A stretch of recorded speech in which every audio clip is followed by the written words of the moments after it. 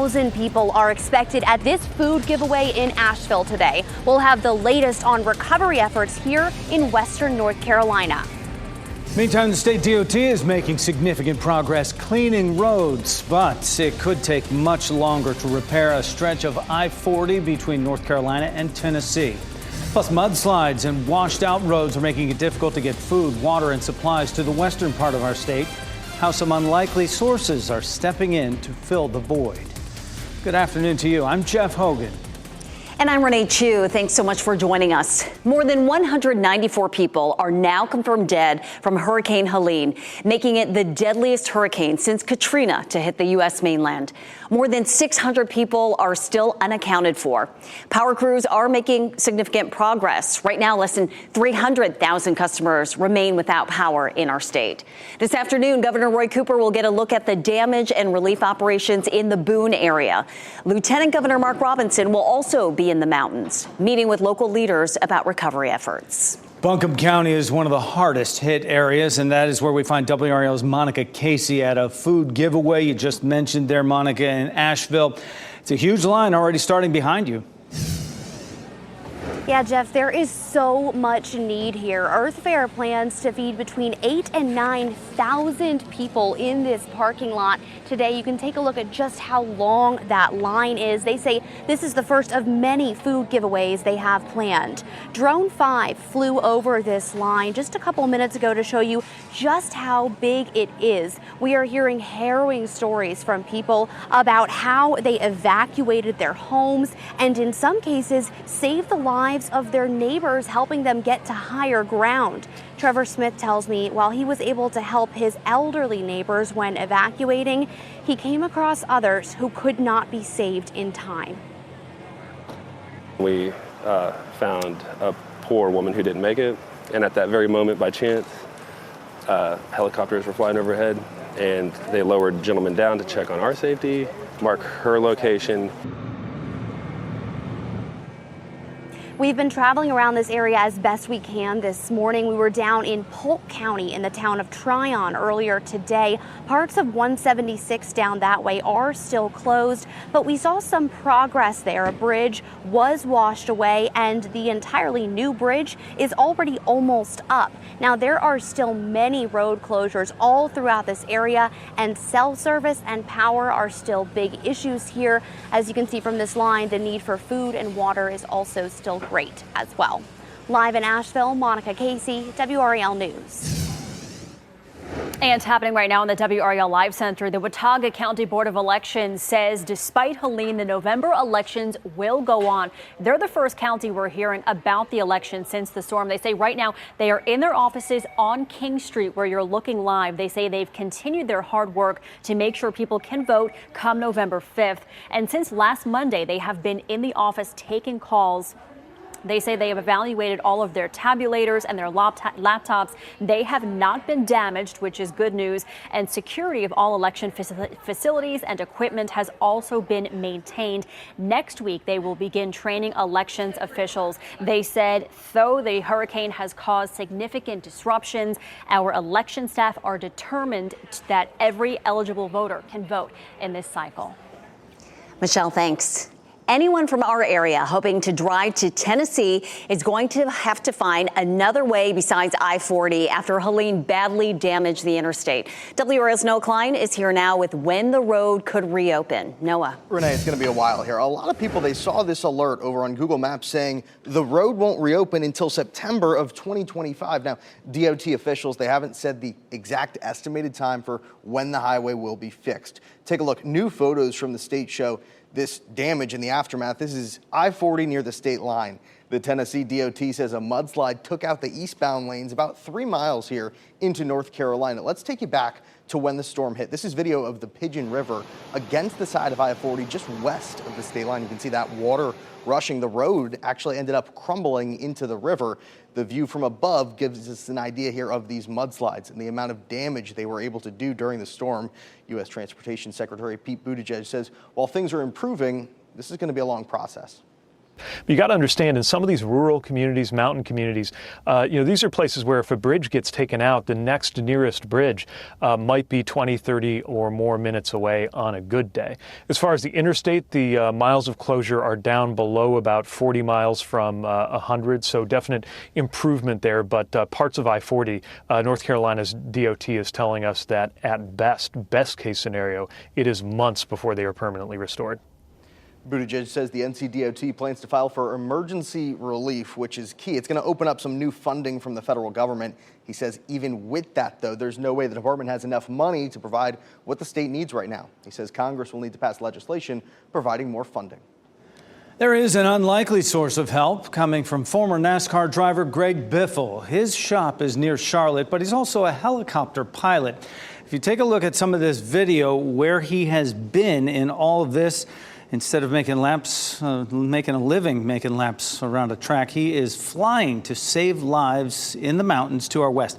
Biffle is volunteering alongside Operation Helidrop. He's one of dozens of helicopters flying into remote, hard-to-land areas and dropping off supplies. I'm getting the same thing. We have a 1-week-old baby. We only have 1 day of gas left for the generator. We'll have no way to heat formula. The milk is going to, go bad. He's getting that over and over again. Biffle will be back up in the air again today. And on WRAL News at 4, we will detail a dramatic rescue he made when he saw that flash in the distance and found a man signaling for help with a mirror. Not all heroes wear capes. Whenever there's a need, North Carolinians step up to help their neighbors. Local volunteers spent hours preparing and packing meals to send to communities in Western North Carolina.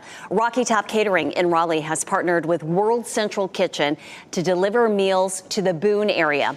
They say more than 2,000 meals were sent yesterday. More were shipped this morning. Another round of meals is planned for tomorrow. As many as 1,000 active duty soldiers from Fort Liberty are ready to deploy to help with the relief effort. During a visit to our state yesterday, President Biden announced the troops will join the North Carolina National Guard in delivering supplies, food, and water to isolated communities. And happening right now in the WRAL Live Center, the Durham Bulls are also helping our communities out west. They say this weekend during their Fan Fest, they will be collecting donations. They're asking for things like water, toiletries, pet food, and trash bags. This is all going on during their Fan Fest. That's when NC State plays Duke. Tomorrow's start time is 5:30, and then Saturday's times are 5 to 8 p.m. Anything you can give will help our communities out west. We want to thank you for your generosity during our WRAL Cares Telethon. Over 2,700 people have donated money so far, and we have raised over $700,000 for the relief effort in Western North Carolina. You can still add to that number. Scan the QR code on your screen right here, or you can go to WRAL.com and search Help to donate. And while you're there, you'll also find a list of other ways you can help support North Carolinians who are in great need. Our unsettled weather pattern is changing this weekend. Meteorologist Amy Wilmish shows us how warm it gets as the drier weather settles in. And Amy, the morning fog burned off, and look at that sunshine. Sunshine, finally seeing some brighter skies out there. Yes, it's going to be dry and warm over the weekend, but nice to see some blue sky over RDU right now. High pressure will be the main weather feature for the next few days, and so it's going to stay mainly dry across the entire state of North Carolina for a while. We have just a 20% chance for a passing shower this afternoon or this evening. Many of you are going to stay dry today. Friday, no rain in the forecast. Saturday, just a 20% chance for a shower. Sunday, no rain in the forecast. So the bottom line is a lot of dry time in the days ahead, which is certainly good news. But it is going to come with some pretty warm temperatures. The normal high this time of year is 78, 82 today, 83 Friday, mid 80s on Saturday, still in the low 80s on Sunday and Monday. So it's going to be dry, but it's also going to be very, very warm. We'll have more of a taste of fall as we get into next week. But a closer look at the weekend, partly cloudy Saturday, only a 20% chance for rain with a high of 85. And then Sunday, it's still warm, a high of 82, but we'll see lower humidity values. So it'll feel a little bit better Sunday thanks to a cold front that's going to swing through. Now we have a lot of things happening in the tropics. We have this system we've been monitoring. It's down to a 30% chance of development. We also have Kirk and Leslie. Kirk is actually going to bring some large swells to North Carolina. It's going to stay away from us, but I'll show you when we could have some rough surf along the coast coming up. Thanks for that, Amy. Next at noon, former First Lady Melania Trump almost never expresses her political views publicly, but she apparently did that in her new memoir. Just ahead, what she is saying about the issue of abortion. Also, the port strike, now in its third day, is disrupting the supply chain. But something else might make the problem even worse. Well, it's an update to the shortage of a popular brand of diabetes drug, and it's good news today. Keep watching WRAL News over the air Channel 34 and Spectrum Channel 1257.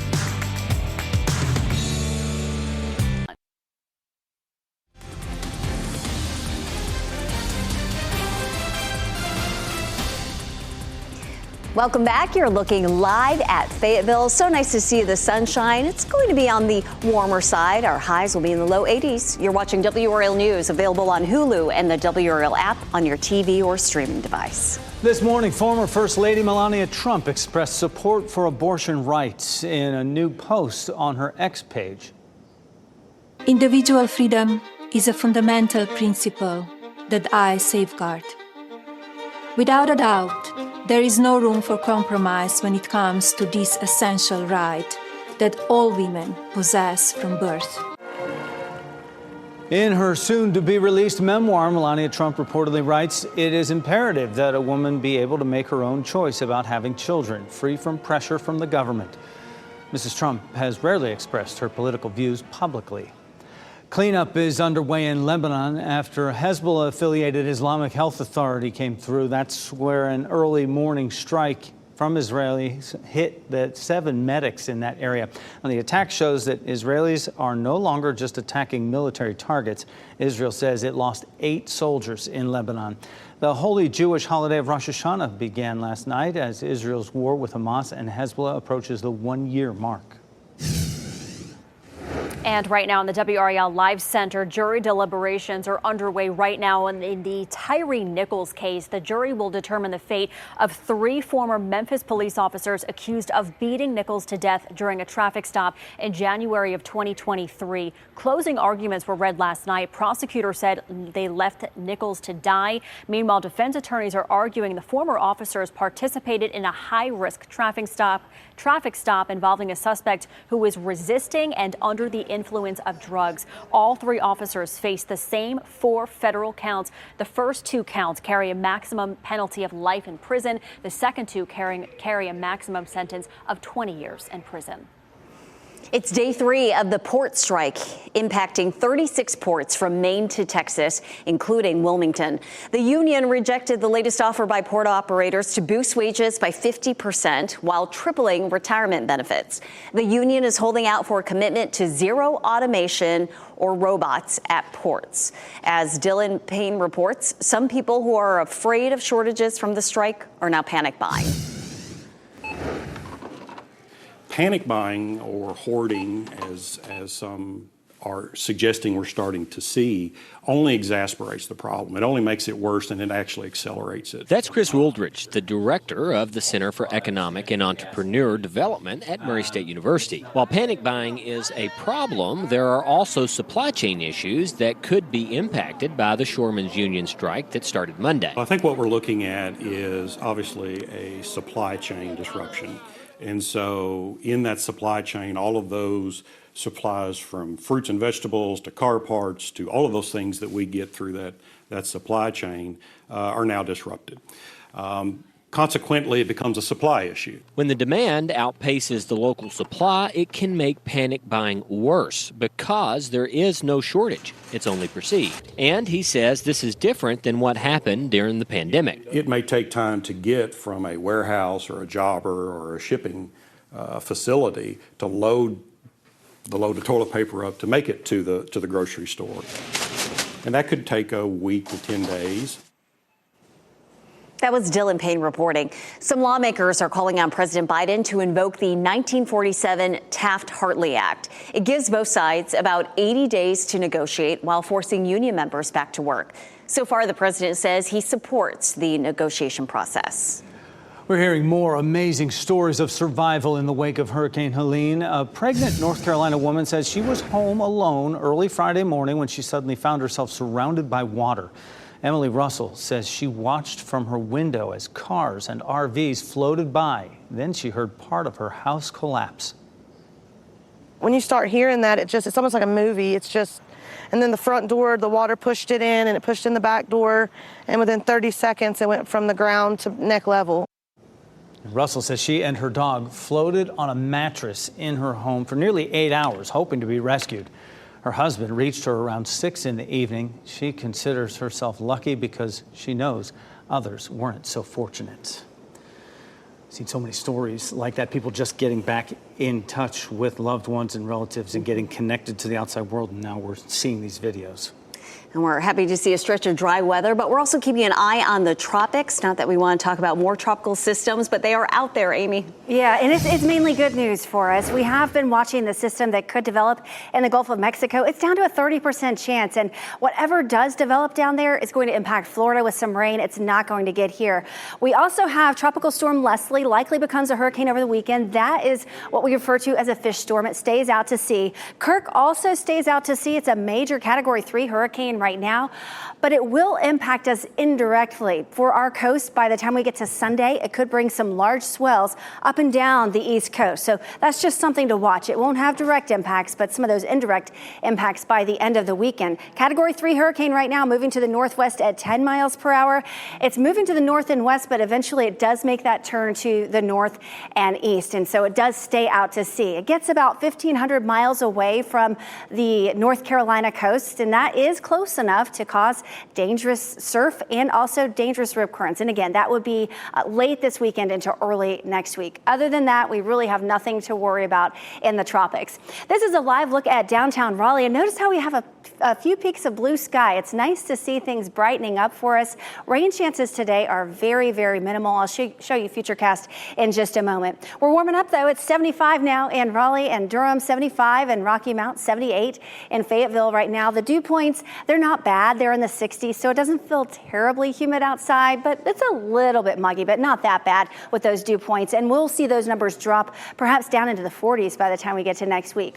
We do have a slim chance for a passing shower. We only have a 20% chance that we'd see any rain today. Here's 5 o'clock this evening, and notice just not much showing up at all. Most of you are going to stay dry through the day today, and that will continue through the weekend and into next week. It's just a 20% chance today, no rain tomorrow, a 20% chance Saturday, and then nothing for Sunday and Monday. A lot of dry time, and that is exactly what we need. Hour by hour today, it's a mix of sun and clouds. Temperatures are warm. We're climbing into the low 80s this afternoon. And then tomorrow, it's another warm day too. We'll have a mix of sun and clouds tomorrow. We're back in the upper 70s to low to mid 80s, depending on where you are on the map. 83 in Raleigh tomorrow, 85 in Fayetteville. Football Friday looking good. No rain in the forecast, and temperatures will be comfortable. We'll be down to about 74 at 8 p.m., 71 by 10 p.m., so some nice weather for those games. And if you're looking for a fall feel, that's headed our way next week. We'll have comfortable temperatures, low humidity. This is going to arrive by the time we get to Tuesday. Morning lows for the next 5 days. They stay fairly mild today, tomorrow through Monday with lows in the 60s. The normal is 57. But look at Tuesday, our low temperature down to 56, and it gets even cooler by the time we get to Wednesday morning. Wednesday morning, we could have lows in the 40s in some of our northern counties. So if you are ready for the fall temperatures, just wait until next week. Staying warm in the meantime with high temperatures in the 80s through Monday, but high temperatures Tuesday and Wednesday back down into the low 70s. Amy, thanks. Coming up on WRAL News at 4, we're reaching into more remote areas of western North Carolina to get a firsthand look at the destruction in places that may not get as much attention as Asheville or Boone. We'll have live reports from the Madison County community of Marshall. And tonight at 6, thieves may be trying to apply for FEMA assistance using personal information stolen from victims of Helene. Red flags and how people can protect themselves from this fraud. Well, still ahead this noon, an update for those who depend on Eli Lilly's weight loss and diabetes drugs. Coming up, what the FDA is saying now about a key shortage and the warning today about unapproved knockoff drugs. And Halloween is coming up. That means Thanksgiving and Christmas will be here before you know it. The new Advent calendar that's adding a little pop to your holidays.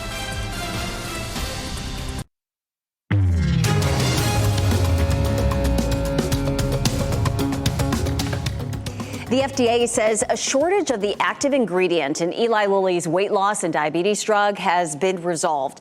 Tirzepatide, the active ingredient in the diabetes and obesity medications, Mounjaro and Zepbound, was declared in shortage in December 2022. The shortage allowed online companies to sell GLP-1 drugs, which Eli Lilly calls unapproved knockoffs, which are not FDA approved. The Federal Trade Commission is cracking down on seafood restaurant chains who mislead customers if their fish is not locally caught. Domestic fish producers are complaining about misleading menus and advertising. Gulf Coast shrimp producers say they've seen their business shrink because of competition from imports. The U.S. imports about 80% of its seafood. Tesla is recalling more than 27,000 of these Cybertrucks to repair delayed rear-view camera images. The company says it could impair driver visibility and increase crash risk. The recall impacts most Cybertrucks sold in the U.S. It is the largest recall for this electric truck. In April, Tesla issued a recall to fix a loose accelerator pedal pad. Then in June, another recall targeted windshield wipers and exterior trim. Toyota is reportedly delaying the start of its electric vehicle production at its Kentucky factory by several months. The automaker has pushed the start of the production to the first half of 2026 rather than the end of 2025.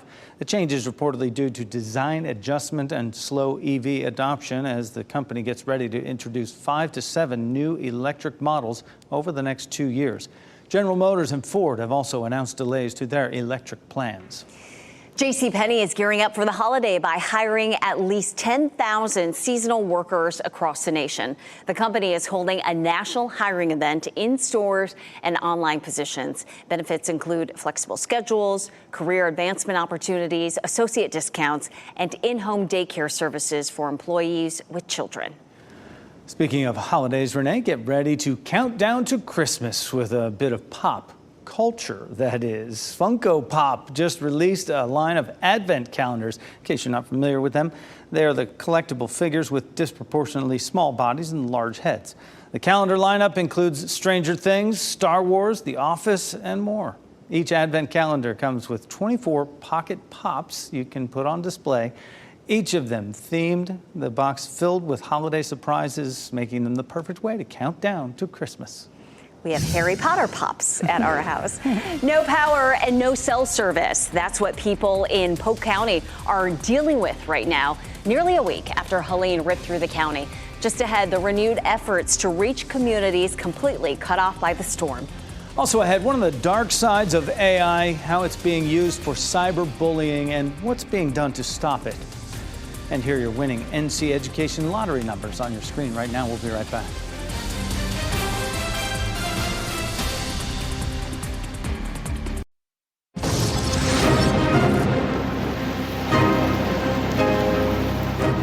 New numbers into our newsroom this noon give us an idea of the scale of the disaster in North Carolina. More than 300,000 customers are still without power. The bulk of the outages are in Buncombe and Henderson counties. 7,900 power crews from as far away as Canada are in the area working to restore power. So far, more than 40,000 people have applied for FEMA disaster relief. FEMA has already approved and paid out more than $6.2 million in individual assistance in the state. Right now, hundreds of people are receiving help in the Asheville area. Our coverage continues this noon.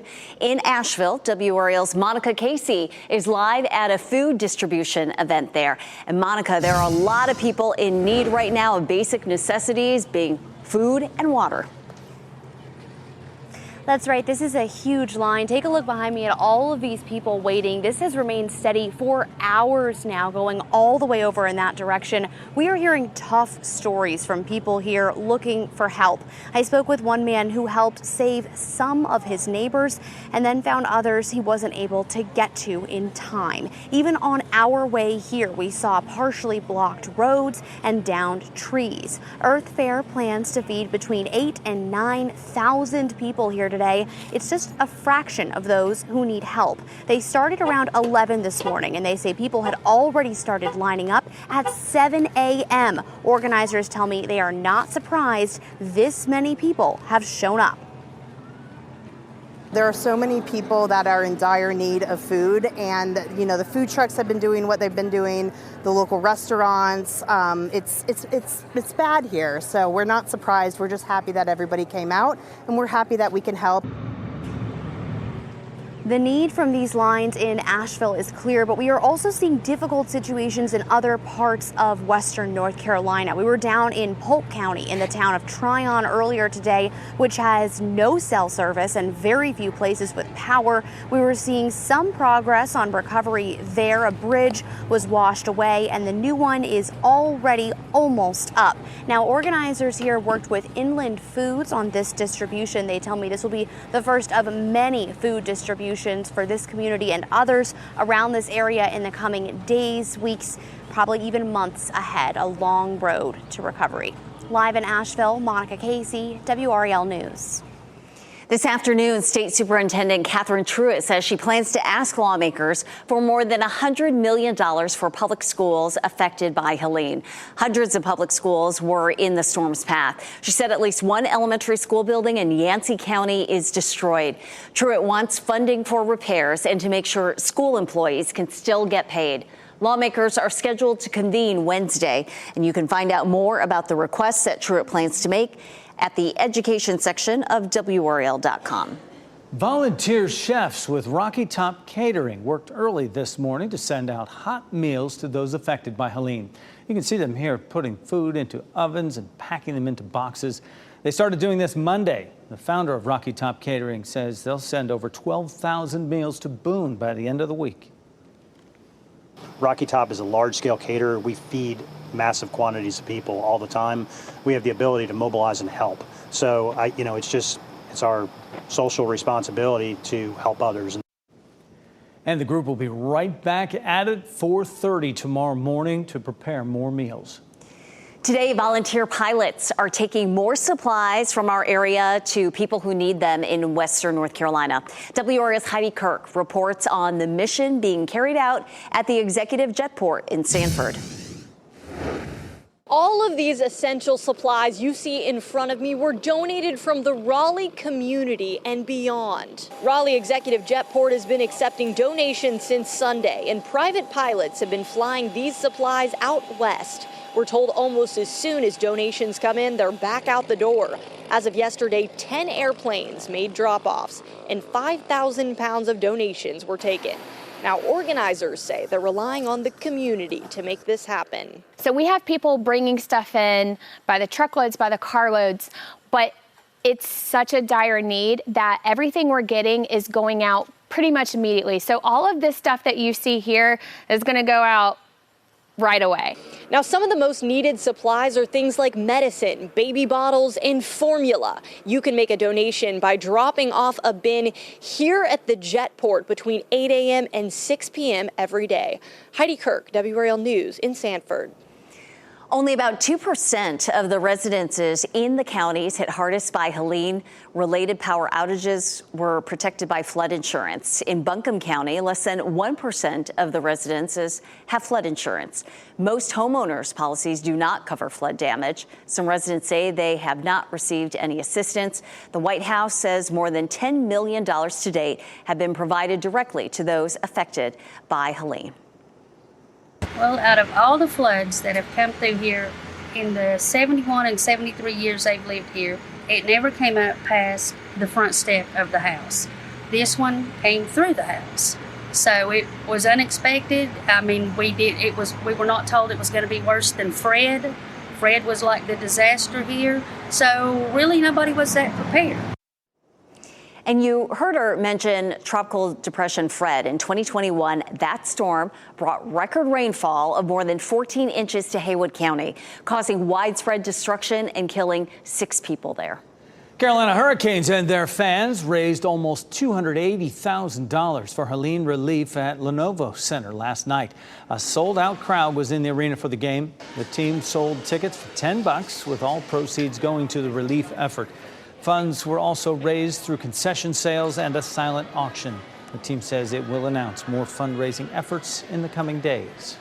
And with your help, WRAL Cares has raised more than $700,000 for the Hurricane Helene recovery efforts. And you can still help. Just scan the QR code on your screen there or go to WRAL.com and search help to donate. And while you're there, you'll also find a list of other ways that you can help to donate to North Carolinians who are so much in need right now. Southern University in Louisiana is making history this year with its nursing program. Black men can do other things besides football or basketball. Why the record number of black men studying to become nurses there could have positive impacts for generations to come. Also, AI technology is advancing fast, but experts warn it is also giving bullies new weapons. We'll explain the efforts to fight back against this new kind of cyberbullying.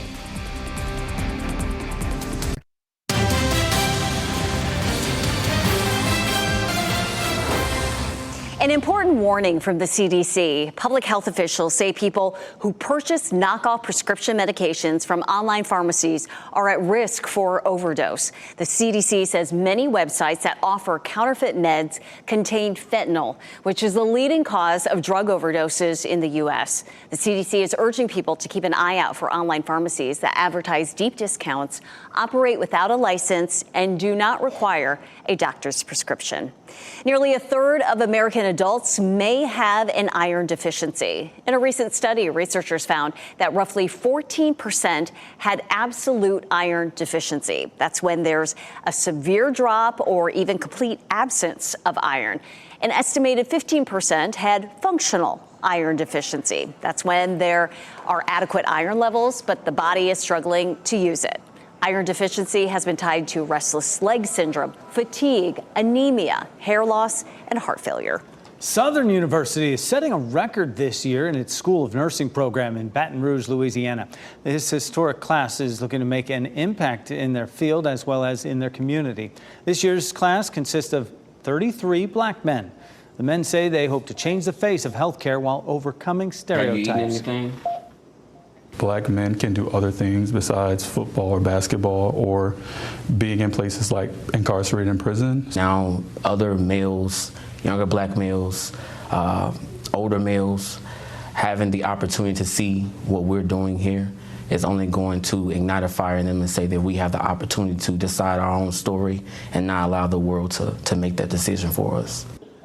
According to the American Association of Colleges of Nursing, of the 6.7% of nurses who are black, less than 1% are black men. Artificial intelligence could be arming bullies with new forms of attack.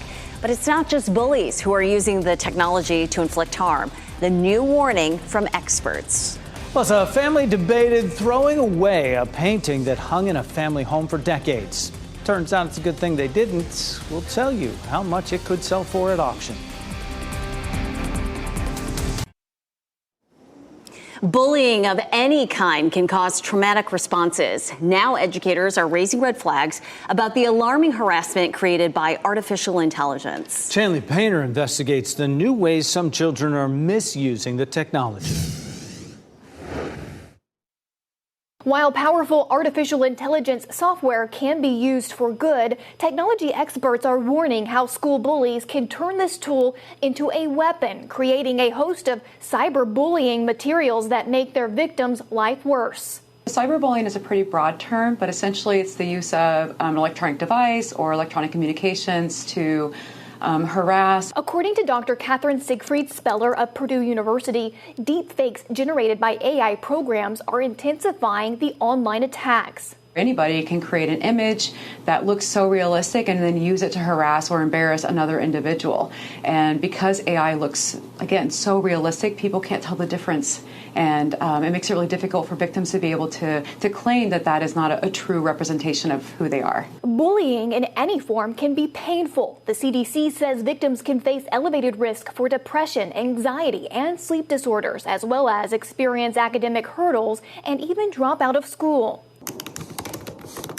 Meanwhile, Dr. Siegfried-Speller says parents should monitor kids for a phenomenon called self-cyberbullying. Essentially, the minor creates a fake, account online and they harass themselves. And they're doing this partially for attention-seeking behaviors, but also because the minors believe that other people are bullying them. So if they are the ones that bully themselves first, that maybe it will decrease the likelihood of other people attacking them. That was Chanley Painter reporting. Roughly 6 to 12% of minors report engaging in this kind of digital self-harm. The Wake County Sheriff's Office is gathering supplies to help first responders and people out in western North Carolina. The donation drive will take place at the NC State Fairgrounds. They're looking for non-perishable food, household cleaning supplies, hygiene products, baby supplies, bottled water, and pet food.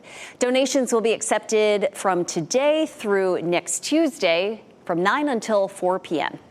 Wake Med will also host a donation drive today. You can stop by any of the 3 hospital locations in Raleigh, North Raleigh, and Cary between until 1 p.m., I should say. They are looking for food, water, cleaning supplies, baby supplies, socks, and pet food out there as well. I've seen a lot of these popping up in a lot of different areas, and pet food is one of those things that you just, not everybody thinks of, but they need it too. We're also seeing sunshine popping out through the clouds. It's such a nice sight, Amy, and wow, beautiful view there too. Isn't it pretty? This is right outside of our studios here in Raleigh, looking at the tower. And it's just so nice to see things brightening up a little bit. We have mostly sunny skies over the station right now. It's also warming up, 77 the current temperature.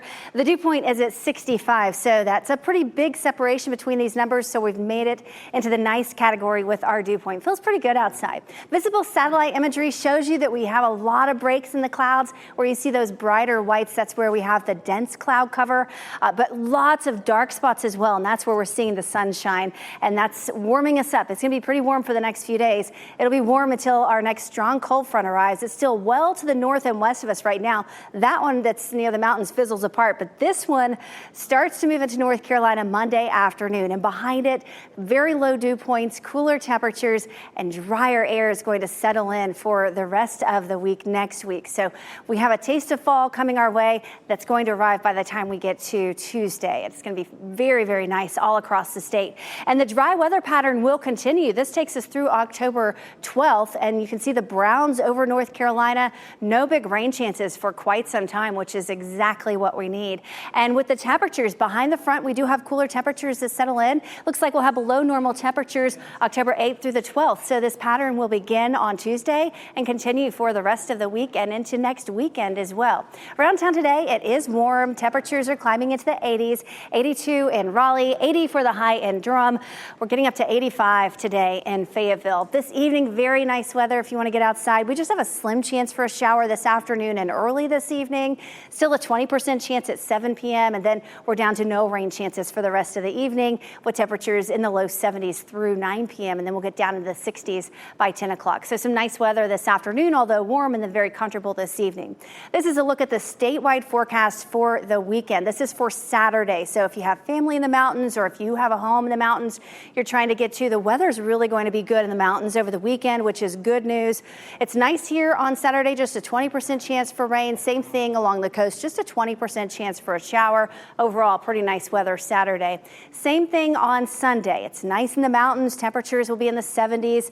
Here at home, temperatures will be in the 80s. It's going to be a little bit drier as far as the humidity is concerned.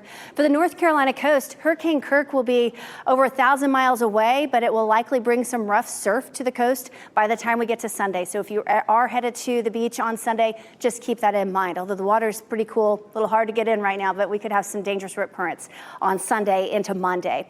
A fall feel. I mentioned the cold front that's headed our way. By Tuesday and Wednesday, it is going to be very nice. Highs in the low 70s, 56 Tuesday morning, 50 on Wednesday morning. And Wednesday morning in the mountains, some parts in the higher elevations could be in the 30s. So it's going to be fairly cold in parts of the mountains next week. Very warm for the next several days, but once that front gets here, more of a fall-like feel, and that's going to happen around Tuesday. Amy, thanks. We've heard the saying that one man's trash is another man's treasure. Coming up, where a junk dealer found this valuable work of art. And here, have a look at your winning Powerball numbers. 1, 2, 21, 37, 43. The Powerball is 21. The Power Play multiplier is 3.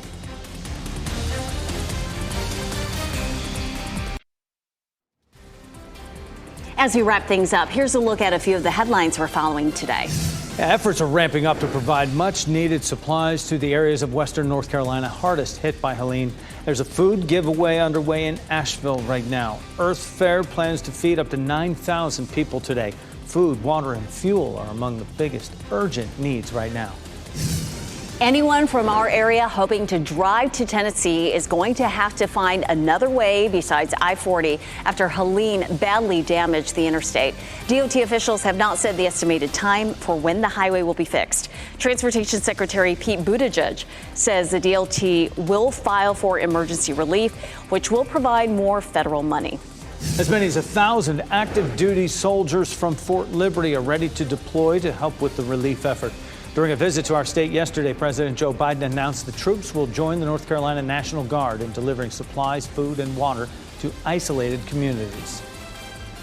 Experts say an oil painting found in the basement of an Italian villa 60 years ago is worth millions. The painting features Picasso's asymmetrical style of a woman in a blue dress with red lipstick. The man who found the painting hung it up in the family home and restaurant for about 50 years.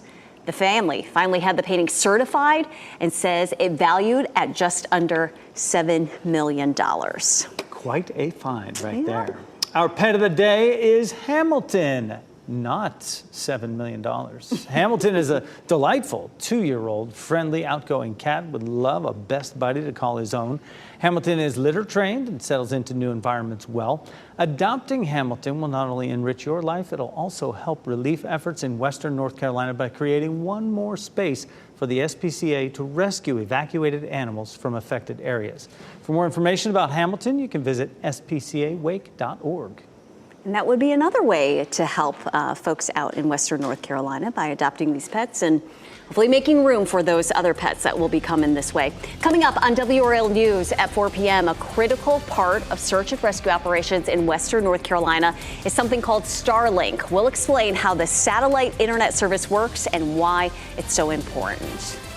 In the meantime, NBC News Daily is next on WRAL, your next local news update in 30 minutes. You can get breaking news updates anytime with our WRAL News app.